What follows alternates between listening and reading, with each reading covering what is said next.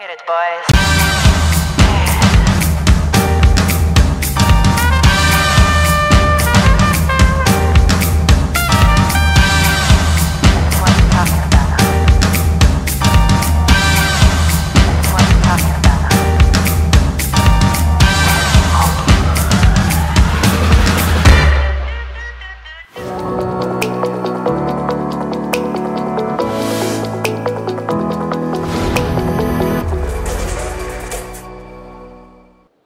Bonjour à toutes et à tous et bienvenue sur cette Agora de l'étudiant. Merci d'être avec nous pour cette nouvelle table ronde sur laquelle nous allons évoquer les métiers du numérique, de l'ingénierie, du conseil et de l'événement. Merci d'être nombreux à nous rejoindre donc sur cette Agora. Construire son avenir, parler du droit au changement davantage que du droit à l'erreur, assembler les compétences comme autant de briques qui composent la singularité, le potentiel d'un profil, choisir par passion, avancer avec confiance et agilité vers demain, c'est cette démarche d'être acteur de son parcours que nous allons évoquer avec nos deux invités. Sylvain Jules, bonjour. Bonjour. Alors, on va se tutoyer, puis je voulais aussi vous dire un petit mot sur les respects des règles sanitaires. On est vacciné, on tombe le masque uniquement pour cette petite virgule d'une demi-heure, pour que ça soit plus agréable pour vous et plus simple pour nous entendre. Donc, Sylvain Jules, bonjour. Tu es chef de projet emploi-formation à la Fédération Syntec. Exactement. Et Sylvain également, Sylvain Dutremblay. Bonjour à tout le monde. Tu es membre du collège salarié CFE-CGC, branche bureau d'études, président de la commission paritaire technique alternance, entreprise Ségula Technologies. Tout à fait, c'est bien cela. Voilà. Alors on va évoquer avec tous les deux ces métiers et surtout cette branche complète qui rassemble donc les métiers du numérique, de l'ingénierie, du conseil et de l'événement. On commence avec toi, Sylvain. Donc tu as un rôle et une vision assez panoramique avec la Fédération Syntec. Qu'est-ce qu'on peut dire déjà de cette branche et des changements récents qu'il y a eu au niveau de la gestion de cette branche? Alors, on pourrait trouver une définition commune à tous ces secteurs, c'est la branche des bureaux d'études. On a une prestation externe avec des clients et une posture client du conseil dans l'ingénierie, dans le numérique, dans le management, le recrutement et l'événementiel. Et récemment, effectivement, la réforme 2018 nous a conféré un rôle de développeur de l'alternance et donc de promouvoir les métiers sur l'alternance et un des rôles majeurs de la Fédération Syntec au sein de la branche des bureaux d'études. Très bien, c'est donc du coup à la fois de s'occuper de promotionner et de développer les bureaux d'études globalement, de façon globale sur toutes ces filières, et puis de porter l'alternance. On va l'évoquer aussi avec toi, Sylvain, parce que tu as beaucoup de choses à dire et des choses vécues très pragmatiques. Un petit coup d'œil dans le rétro sur la loi qui est parue en 2018, qui a un peu rebattu les cartes pour la gestion du secteur. Oui, effectivement, on avait l'habitude, en tout cas nos entreprises avaient l'habitude de passer des contrats de professionnalisation qui ont une acception plutôt formation continue, d'insertion et de reconversion. Or, le contrat d'apprentissage était vraiment beaucoup plus en retrait. Il a fallu rééquilibrer les choses et l'apprentissage, c'est le dispositif de demain. L'alternance via l'apprentissage, la formation initiale, c'est ce que les entreprises recherchent. On a besoin d'étudiants qui sortent, en tout cas de salariés qui sortent des études avec une expérience significative dans nos métiers, qui s'apprend par l'expérience. Tout à l'heure, vous disiez par les essais et les erreurs, de pouvoir effectivement tâtonner, de pouvoir expérimenter son savoir académique et l'expérimenter dans la pratique avec une expérience professionnelle déjà pendant les études. C'est tout ce que recherchent les recruteurs aujourd'hui, en tout cas nos entreprises. Exactement, c'est pour ça que je parlais du droit au changement. On parle souvent d'erreurs de parcours. Il ne faut pas le concevoir comme ça. Aujourd'hui, un jeune qui cherche, on sait que aujourd'hui, le panel de possibles est vraiment très très large. Il y a cette exploration aujourd'hui des jeunes, des milieux professionnels, des filières, de bien cadrer entre ses aspirations, ses compétences et les besoins du marché. Il y a toute cette exploration qu'il faut concevoir comme un parcours logique et c'est plutôt du changement et de l'adaptation que de l'erreur finalement. On est vraiment là-dessus. Voilà, tout à fait. Sylvain, on évoque justement, puisqu'on est sur l'apprentissage, après on va faire un petit peu de ping-pong, on va rentrer vraiment dans le cœur des métiers. Aujourd'hui, on le voit, l'alternance se développe énormément, ce que tu évoquais à l'instant.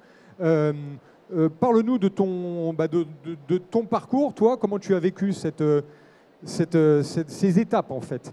Alors moi, effectivement, j'étais alternant, un ancien alternant.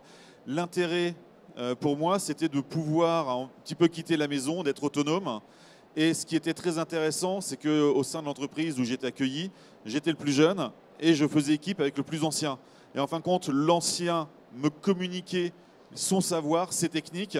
Et moi, j'arrivais avec les nouvelles technologies et la nouveauté qu'on pouvait voir en cours. Et en fin de compte, ça permettait de faire un duo détonnant. Et surtout, l'intérêt, c'est une fois que j'ai terminé mes études, je suis arrivé avec plus de 2 ans d'expérience professionnelle, là où d'autres ont 3 ou 4 mois de stage. Ça n'a rien à voir.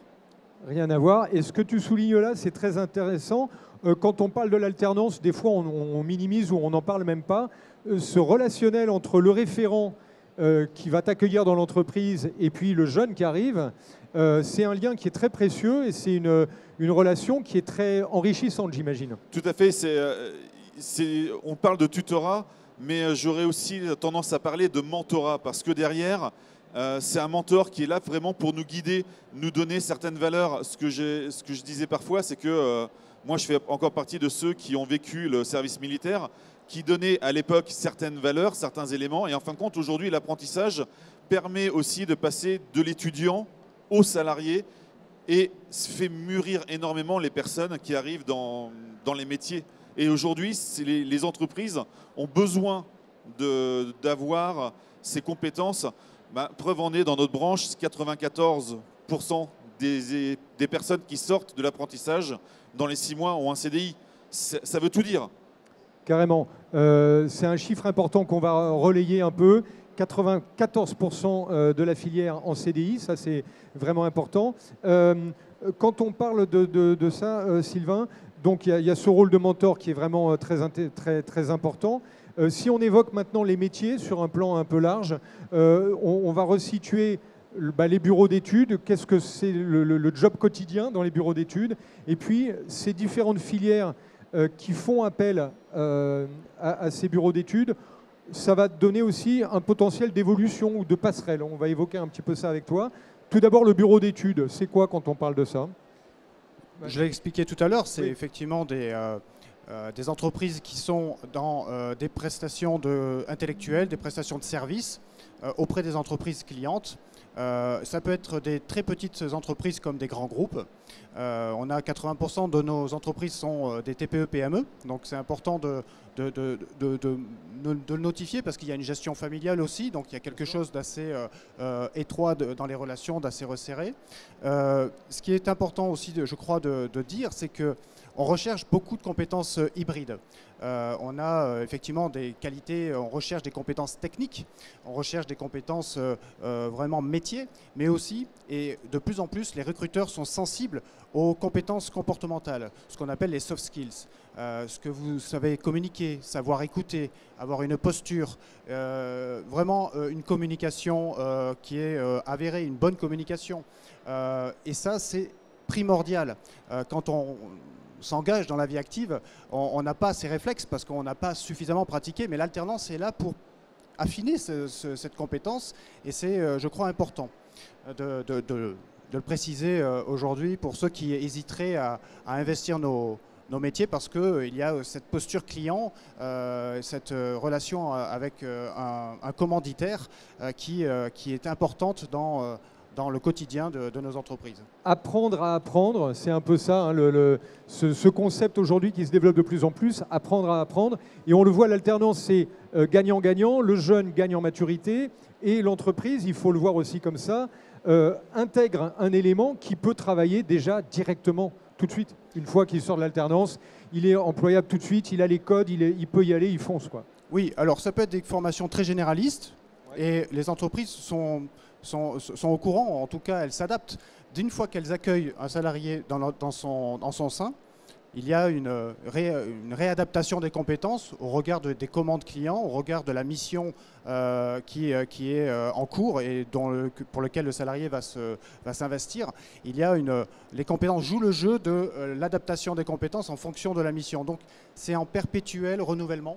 Il ne faut pas prendre les études de l'éducation nationale post-bac comme étant une fin en soi. C'est vraiment une trajectoire, un tremplin pour des métiers qui évoluent, et Sylvain l'a rappelé tout à l'heure, qui évoluent les compétences en tout cas, évoluent tous les mois, plusieurs fois par an.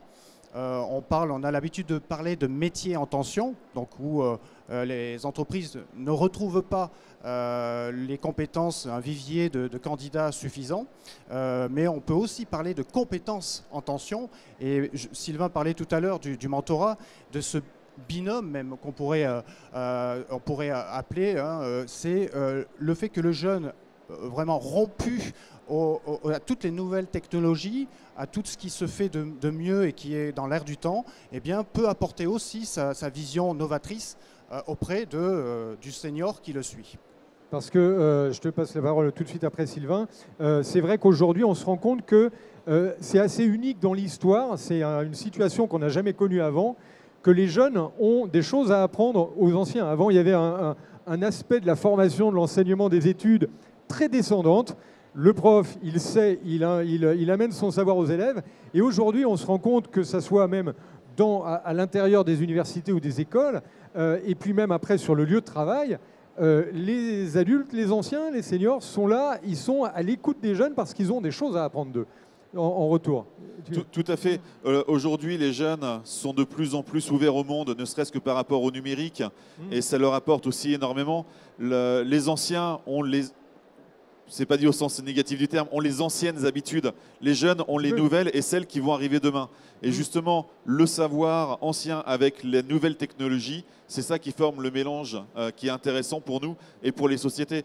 Souvent, les jeunes arrivent avec des idées nouvelles au niveau numérique, au niveau technologique, au niveau ingénierie, qu'on leur enseigne aussi à l'école. Et en même temps, l'intérêt, c'est qu'ils peuvent les appliquer directement au sein de l'entreprise. Et ça, c'est vraiment un élément très important. Alors, on va parler justement des passerelles. Ça, c'est pour rebondir sur ce dialogue intergénérationnel. Quand on est dans une filière et qu'on s'engage comme ça, ce que tu disais, Sylvain, tout à l'heure, d'être en confiance et de pouvoir évoluer, on voit que dans les différents secteurs qui sont à l'écran, le numérique, l'ingénierie, le conseil, l'événementiel, on a des passerelles. Ça va dans le sens de se projeter dans une filière, un peu dans un écosystème, et de se dire, en fonction de ce que je vais découvrir, de ce que je vais voir, je vais pouvoir adapter mon parcours. Ça rejoint ce que tu disais sur le profil hybride, un peu. Les boîtes attendent, tiens, quelqu'un qui a déjà un peu navigué sur peut-être 2-3 champs de compétences, et ça va lui donner toute sa richesse et tout son potentiel. Il y a cette possibilité d'évolution dans la filière. Oui, complètement. Et comme je parlais tout à l'heure de compétences en tension, mais aussi des compétences qui évoluent très vite, il faut savoir que demain, on ignore 60% des métiers de demain.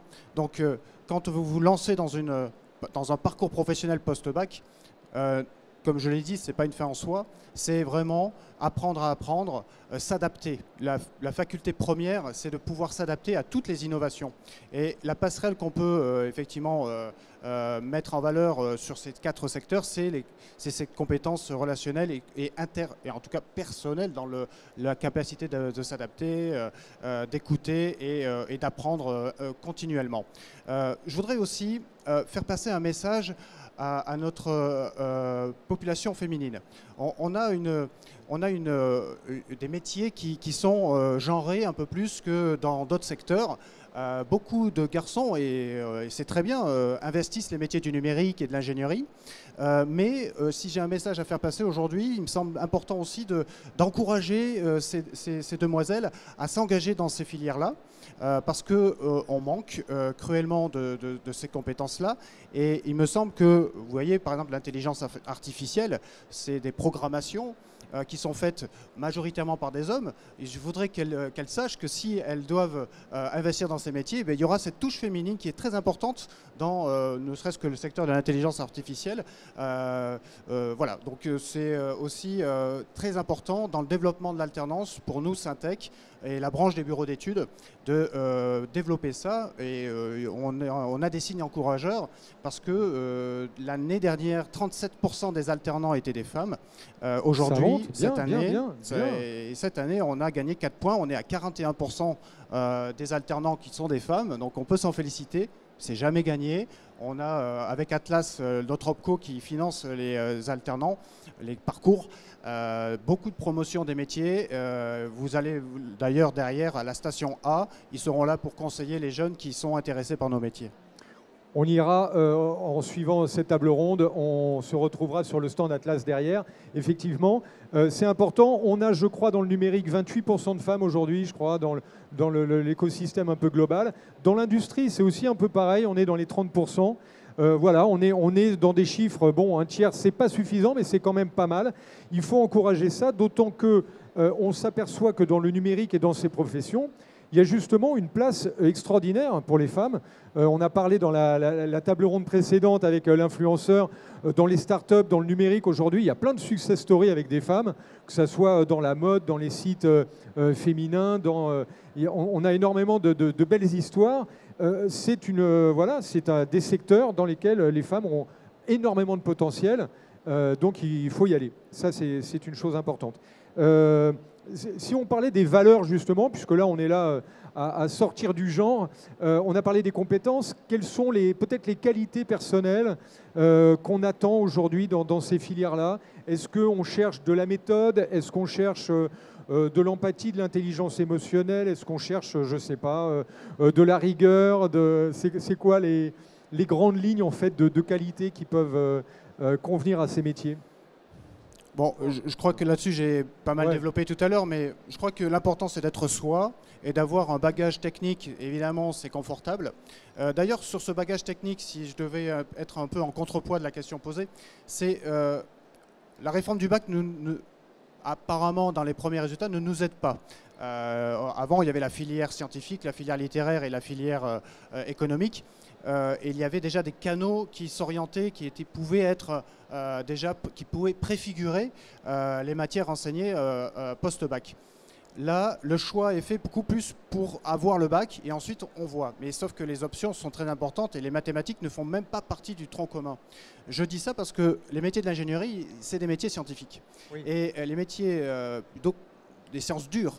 Oui. C'est là-dessus, effectivement, les entreprises le savent bien. Encore une fois, je l'ai dit tout à l'heure, elles intègrent des apprenants ou des salariés qui sont motivés. Donc s'il y a déjà une première compétence personnelle à avoir, c'est la motivation, c'est l'envie d'apprendre, c'est de s'adapter et de convaincre, d'être vraiment dans une intégrité vraiment exemplaire et avec un bagage et des savoir-faire techniques. Il n'y a aucune raison pour que ce soit un échec. Au contraire, ce peut qu'être une réussite. Sylvain, je te passe la parole après. Hier, il y avait ce chiffre que j'ai noté comme ça. 41% des étudiants qui sortent aujourd'hui ne font plus de maths quand ils arrivent en fin de parcours, ceux qui n'ont pas choisi d'option.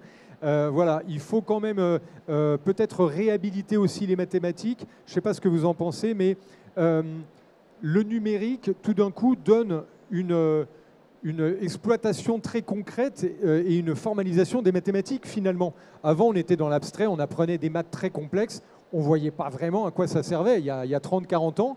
Aujourd'hui, quand on fait des maths et qu'on va assez loin, qu'on pousse le bouchon, qu'on va dans les maths spécifiques, eh ben on s'aperçoit que tiens, on va les appliquer dans tout ce qui est codage, dans tout ce qui est informatique. On a une application directe. C'est pas un moyen pour réhabiliter les maths, ça? Alors, à la fois, là, on parle des mathématiques au sein du numérique. Effectivement, oui. En parler, c'est très important. Par contre, en dehors du numérique, où le numérique, déjà, dedans, il y a le mot numéro. Donc, les mathématiques ressortent. Moi, j'aurais plutôt tendance à insister sur l'ingénierie. L'ingénierie, c'est aussi énormément de mathématiques. C'est des calculs. Quand on fait un pont, il faut savoir le calculer, il faut savoir calculer des résistances. Quand on fait des éoliennes, aujourd'hui, on va aller de plus en plus vers l'ingénierie environnementale. Il faut pouvoir prévoir le mât, quelle doit être sa résistance, les pales, comment elles sont conçues. L'orientation des pales n'est pas faite n'importe comment. Il y a toute une partie simulation, calcul, qui est très important. Et souvent, c'est sous-estimé. Et les personnes qui on parle nous disent souvent, quand j'étais étudiant, je n'ai pas assez travaillé les maths. Et aujourd'hui, je le regrette et je suis obligé de retravailler les mathématiques de façon à pouvoir mieux appliquer mes nouveaux systèmes que je suis en train de mettre en place. Et ça, c'est très important. Est-ce que vous êtes d'accord tous les deux on ne va pas se mentir, on est dans la catégorie un peu boomer. On redécouvre les maths au fil de la vie. Moi, personnellement, je dois dire qu'il y a, je sais pas, une dizaine d'années, j'ai pris conscience de l'importance des maths. J'avais aussi eu un parcours un peu artistique. Et je me suis dit, tiens, mais finalement, les maths, c'est super bien. J'ai aimé les maths un peu tard. On peut se dire ça ou pas ou non? Enfin, je sais pas, chacun est différent après, hein, mais... Je vais passer mon histoire personnelle, je pense que.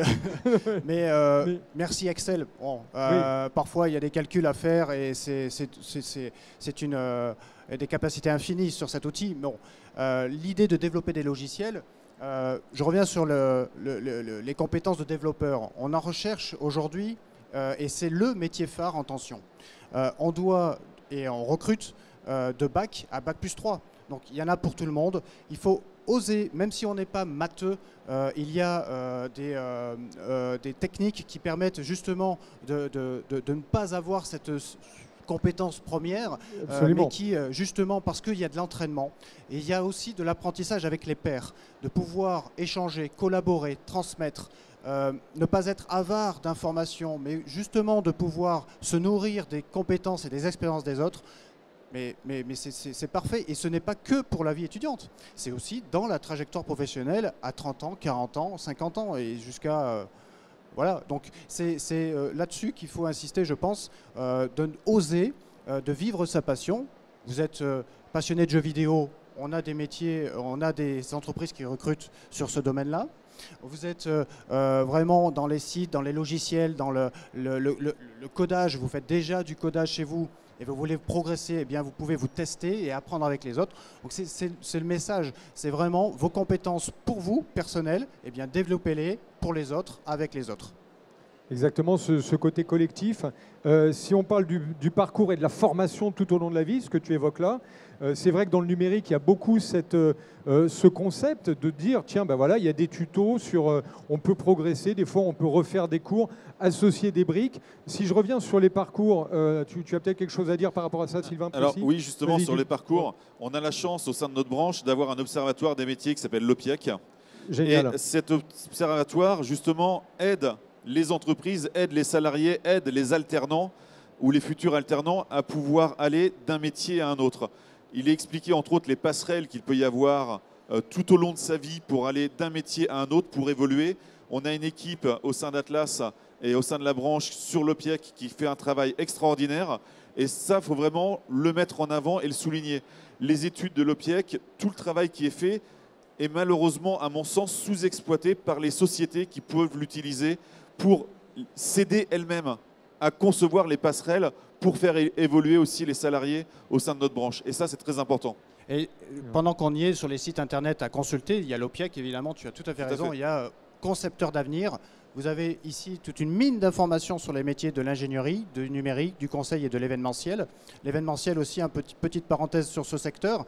On recherche des scénographes, des graphistes. On digitalise un peu plus la prestation, même si des salons comme celui-ci auront vraiment un bel avenir devant eux, malgré le Covid, malgré l'arrêt de cette activité. Et c'est un secteur qui a quand même pas mal souffert. On a besoin de se retrouver, de se taper sur l'épaule, de se serrer les mains et de se parler de face à face. Donc ça existera toujours, c'est l'événementiel, mais il y a aussi ces compétences-là, de nouvelles compétences recherchées dans ce secteur. Exactement, et puis comme tu es sur ce point-là, il faut voir que la crise nous a forcé aussi un peu à nous réinventer. Auparavant, on aurait juste fait une agora comme ça, il n'y aurait pas eu de diffusion, il n'y aurait pas eu de live Instagram, il n'y aurait pas eu de podcast radio, comme j'ai vu sur le stand hier de l'Éducation nationale. Donc voilà, on a réinventé l'événement et aujourd'hui, il sera hybride plus tard, ce qui veut dire qu'il y aura besoin de compétences aussi un peu mixées, comme on évoquait tout à l'heure. Donc les sites qu'on a évoqués là, l'OPIEC et Concepteur d'avenir, donc concepteurdavenir.fr et l'OPIEC, on arrive, c'est opiec.fr. Opiec.fr, oui. .fr, très bien. O-P-P-I-I-E-C. Un seul I. Un seul I. Un seul P, pardon. O-P-I-I-E-C. Je vais me faire taper dessus. O-P-I-I-E-C, très bien. Donc là-dessus, en fait, on va trouver un peu des fiches métiers, vraiment des comment dire, vraiment des profils, des fiches un peu pragmatiques, et puis de voir, tiens, si je ne suis pas sûr vraiment de mon domaine, je vais pouvoir bifurquer à un moment, je pourrais aller là, je pourrais aller là. Ça ouvre un peu le champ des possibles, quelque part. Oui, tout à fait. Il y a des études sur les secteurs. Oui, bien sûr. Par rapport à la conjoncture, il y a une étude post-Covid, les impacts que le Covid a pu avoir sur nos secteurs. Il y a des études sur les métiers, tout le parcours, les compétences recherchées, et effectivement un outil comparatif pour aller justement comparer un métier à un autre et savoir quelles sont les compétences, les écarts constatés entre deux compétences ou entre deux métiers. Et ça peut rassurer, ça peut donner envie. Et puis voilà, donc je vous invite vraiment à aller visiter concepteurdavenir.fr et l'OPIEC, OPIIEC. Effectivement, il y a toutes les passerelles qui sont indiquées pour pouvoir basculer d'un métier X vers un métier Y, et ça c'est vraiment très important.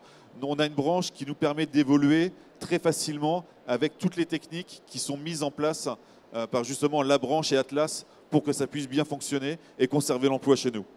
Parce que du coup, le fait que le numérique ait vraiment irrigué toutes les filières et tous les secteurs, on se retrouve aujourd'hui à avoir des points communs, des socles un peu de convergence dans plusieurs métiers, dans plusieurs branches, et avec un savoir-faire, je peux travailler dans tel ou tel domaine, et c'est une compétence et un savoir-faire qui va pouvoir rayonner sur plusieurs branches. C'est un peu ça l'idée. Exactement, donc on a l'habitude de dire, pour généraliser, que c'est la branche des bureaux d'études, la branche du conseil, et notamment d'ailleurs aussi pour vraiment parler de tous nos secteurs et celui notamment du conseil, on voudrait passer un message, celui qui consiste à dire que on ne fait pas du conseil pour 3 ou 4 ans après les études. Ce n'est pas forcément des entreprises qui recherchent une compétence post-bac ou post-études supérieures plutôt.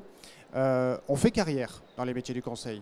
Il faut retenir ça. Nos entreprises cherchent à fidéliser, elles cherchent à entretenir et à faire développer les compétences. Donc là-dessus aussi, les entreprises peuvent être intéressées par des profils hybrides, là aussi, techniques, des ingénieurs, des étudiants en master ou en licence, et ensuite de pouvoir développer, toujours pareil, des compétences techniques et relationnelles. Très bien. Peut-être une vision un petit peu générique pour finir. On a beaucoup parlé pendant cette crise du Covid du télétravail, du changement de mode de travail. Tout à l'heure, Sylvain, tu disais que la première des qualités, c'était la motivation, l'envie d'y aller. L'apprenti, on ne l'a pas signalé, mais Sylvain, tu peux en témoigner, c'est un jeune qui va vouloir gagner un petit peu de maturité, qui va aussi avoir une autonomie, une indépendance et une foi pour mixer le travail en entreprise et le travail à l'école. Ouais. Donc il y a un petit plus quand même, il faut y aller. C'est ça aussi qui est intéressant dans l'apprentissage. Exactement, l'apprenti va être là, va aller de l'avant. Pour certaines personnes, ils vont dire qu'ils ont un petit peu moins de cours, mais c'est compensé par tout le savoir que l'on récupère au sein de l'entreprise. De toute façon, comme on dit chez nous, à Atlas, l'apprentissage, c'est classe. Voilà. Et ça, c'est très important. Il faut vraiment aller de l'avant. On a des métiers qui nous permettent de pouvoir trouver un travail quasiment directement. Et ça, c'est vraiment à souligner aujourd'hui. C'est précieux. Et donc, pour terminer, parce qu'il y a cette notion du travail lui-même, de dire aux jeunes, le travail, c'est vrai que le numérique, tel qu'on l'a en tant que particulier usager, ça incite un peu à la paresse. Voilà, il y a des séries Netflix, il y a tout d'un coup... à force d'avoir été débranché pendant 2 ans, on se dit, bon, bah, pourquoi j'irais bosser? En fait, finalement, c'est très sympa. Il y a ce goût du travail qu'on retrouve dans l'alternance. Il faut réhabiliter aussi un peu ça, cette énergie et ce côté positif du travail, parce qu'on le voit dans des métiers qu'on évoque, le conseil, l'événementiel, c'est des métiers de passion qui sont utiles à la société et dans lesquels on s'épanouit pendant longtemps. Donc, il y a vraiment... la valeur travail est aussi à réhabiliter quelque part dans cette démarche. Alors la valeur travail, effectivement, elle est à réhabiliter, mais souvent les personnes arrivent, alors parfois par hasard chez nous, souvent ils restent par passion, et en fin de compte, travailler quand on aime, c'est pas un travail, et ça donne envie d'aller de l'avant, et ça donne envie de poursuivre, et ça c'est important. Exactement. Bon, écoutez, on va rester peut-être sur cette incitation, cette invitation à croire à votre parcours, à croire dans tout ce que vous pourrez faire demain. On va prolonger cette table ronde directement sur le stand Atlas. On n'a pas eu le temps. Est-ce qu'il y a, il y a pas de questions, puis la musique en plus démarre. Donc merci à toutes et à tous. On prolonge sur le stand Atlas. Merci à tous les deux pour être venus nous éclairer. Et puis merci à toutes et à tous d'avoir assisté à cette table ronde. Le salon continue.